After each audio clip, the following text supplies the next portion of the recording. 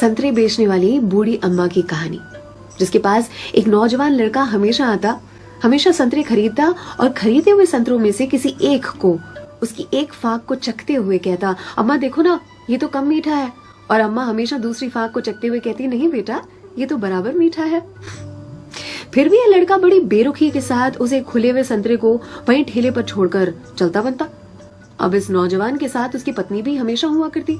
एक दिन पत्नी ने पूछा, ये जो तुम हर बार अम्मा के ठेले पर पहुंचकर नौटंकी शुरू कर देते हो, ये संतरा तो कम मीठा है, ये संतरा तो कम मीठा है। संतरे तो मैंने भी चखे हैं, बराबर होते हैं, लेकिन फिर इस नौटंकी के पीछे राज क्या है, चाहते क्या हो तुम? इस पर लड़के ने अपनी पत्नी को एक मीठी सी मुस्कान दी और कहा, मुझे भी पता है कि सारे के सारे संतरे बहुत ही मीठे होते हैं, लेकिन तुमने कभी अम्मा को देखा है?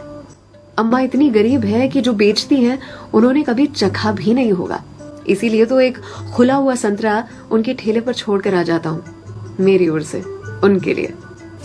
अम्मा के बाजू में जो सब्जी वाली थी, उसने एक दिन कहा उनसे, आपको पता है ये जो सरफिरा आपके ठेले पर आता है संतरे खरीदने के लिए, इतनी चिकचिक करता है आपसे कि आप नाप तोल में उसे ज्यादा संतरे दे देती हो। इस पर अम्मा ने कहा कि वो कभी मुझसे संतरे की मिठास पर चिकचिक करता ही नहीं है, वो ये चिकचिक करता है मुझे संतरा खिलाने के लिए, एक छोड़कर जाता है। क्या मुझे पता नहीं है? उसकी चिकचिक में भी उसकी प्यार की मिठास नजर आती है। वो कहते हैं ना कि मेरे हिस्से से ज्यादा तूने मेरी थाली में परोसा है, कितनी भी मुश्किलें दे ऊपर वाले, मुझे तुझ पे भरोसा है।